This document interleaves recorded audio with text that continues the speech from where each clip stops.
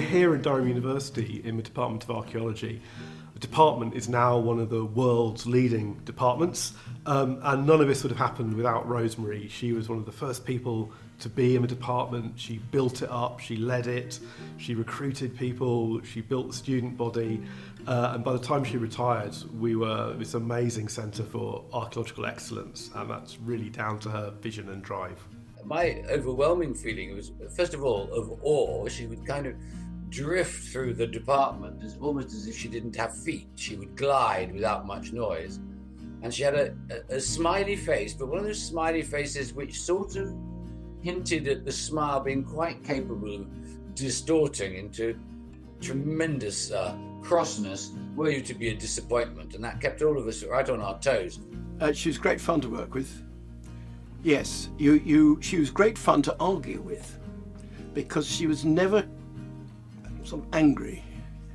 You know, she quite enjoyed the exchange of ideas. So that was lovely. And early on in our relationship, I remember having a lot of very amusing conversations with her. She wasn't catty about anybody, but she had a nice ironic turn of phrase about people we both knew, which I thoroughly enjoyed. She had style, a sort of style which is very difficult to put your finger on, but it was, if you like, almost an old scholastic style where she treated her students as if they were somehow a gift to her, and she had a duty to take them on a journey to make them as excited about the curious and the wondrous things that she was excited about, and to also be able to express that excitement to other people. Rosemary was very easy to work with. I think if you ask anybody, they'll say exactly the same thing. She was an absolute joy to work with. I enjoyed all the time when I was with her. I wouldn't say she was easy to work for, but she was very inspiring and she expected a lot. She worked ferociously hard herself, and therefore she expected a lot from people who worked for her. She was always good to work for, and it was always interesting. It was always exciting. A hard taskmaster sounds like someone who's cruel. She never asked for more from people than she was prepared to give herself. And she was a very hard-working professional person, which meant that her expectations of others, especially younger people, were that they should have more energy than her, which was often not the case. But also she seemed to be blithely unaware that younger people might have other things in their life than just work. But that was always a subject of much amusement. She could be very encouraging and corrective all at the same time. It's quite an art, but I think it's because of her personality, which was basically she was a lovely person. And when she was cross with you, you didn't feel demeaned at all. You thought, oh, she's probably right, is what one usually feels. She was first class. Everybody raised their game in order to impress her. She was very loath to give compliments out, but she had a lovely manner, and you just wanted to do your best for her. And she had a fantastic team. She had a really, really good team. They were very professional.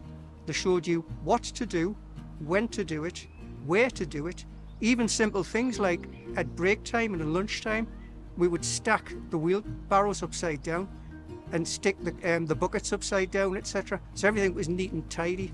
So really I learned an enormous amount from her, much more than any other dig. But of course it was primarily as well her team.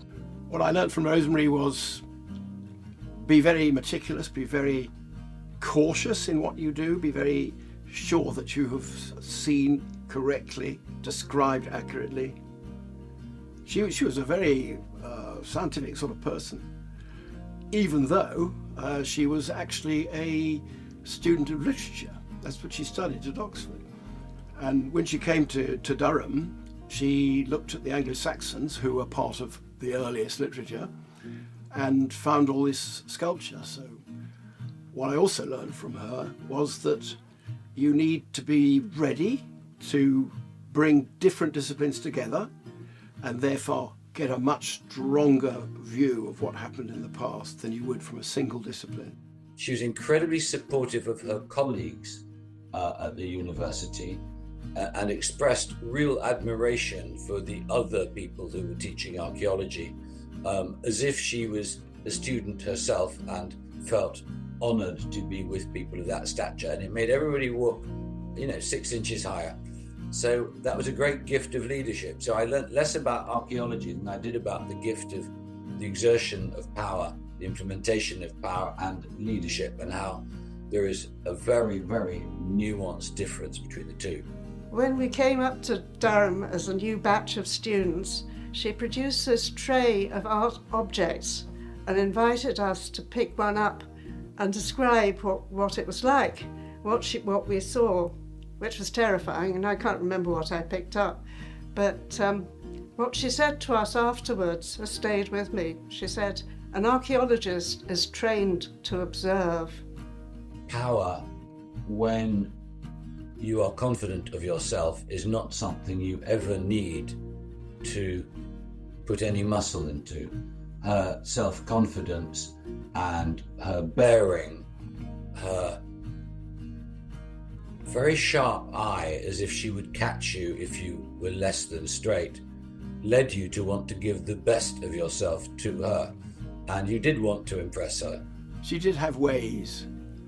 One of her ways was you made us answer a question, for example, in a conference, or you had a discussion with her when she was teaching you, and you advanced an opinion, and she said, "I'm afraid I don't know what you're talking about," and that was code for, actually, I know exactly what you're talking about, but you, on the other hand.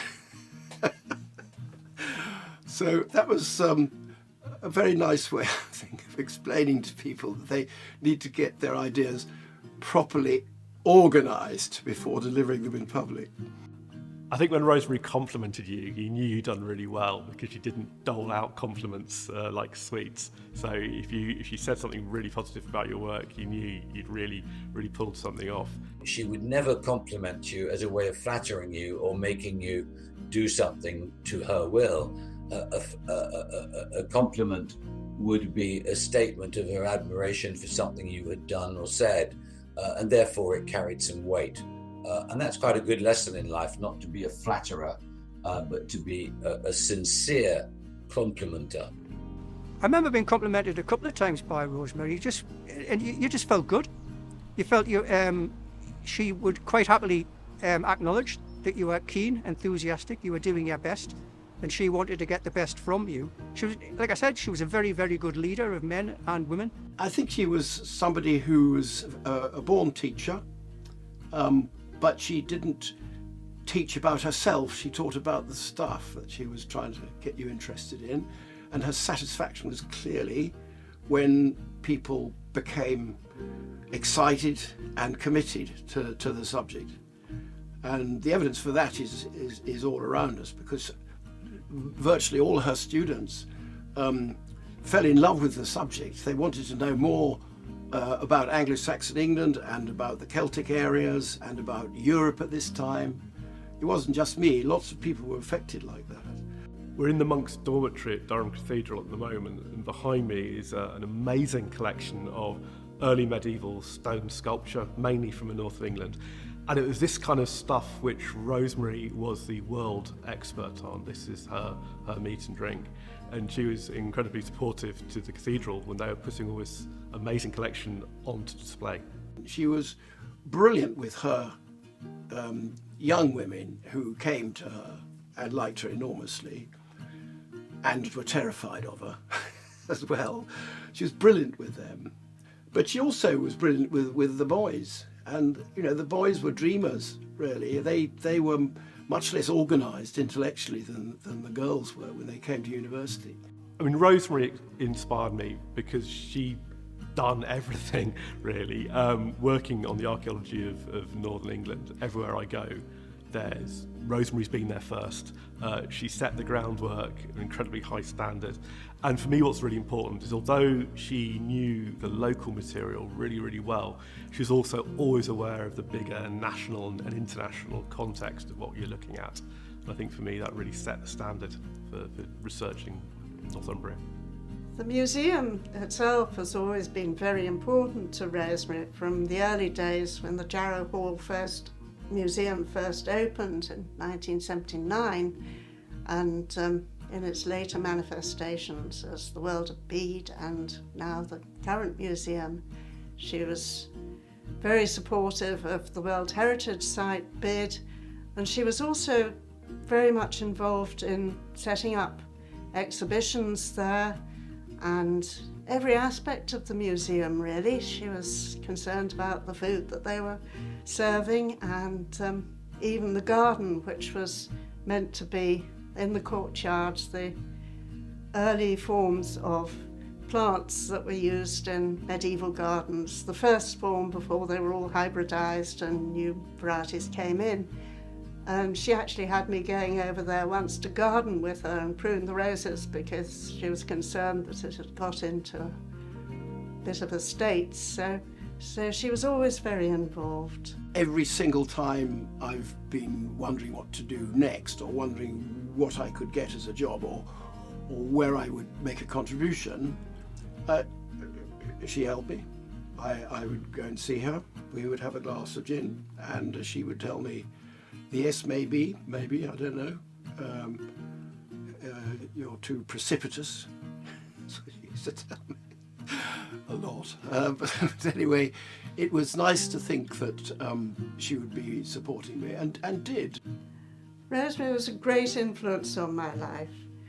She certainly inspired the whole direction of my studies, my interest in Anglo-Saxon archaeology, and she became a very great friend. She was one of the kindest, most generous people I ever came to know, and she had the greatest sense of humour. On site, or as a student, or as a panel member, she was such a nice person, but absolutely crystal clear about what the situation was, happy to ask for advice, happy to ignore it if it wasn't really what she wanted to hear or wasn't sensible. And so that made her an absolute pleasure to work with, I think. If someone of her stature and real substance could take care of somebody of trivial importance as they made their way through a career, and she hoped that they would have a wind in their sails, I found that really, really emotional, and it made me pledge to myself to reinforce the sense of caring for other people that are on a journey that you could help with. And I think that whole mentorship thing alongside her excitement is a fundamental quality of what you would call a teacher, in terms of the lauded stature of to be a teacher is the most noble job of all. And she made the profession noble. She made me proud to have studied at Durham under her, and she left me with this warm glow of the thought that isn't it great to have someone of that quality just keeping a little eye out for you, and herself getting a bit of pleasure in your successes, just like you do in the truth that you knew her. So thank you, Rosemary.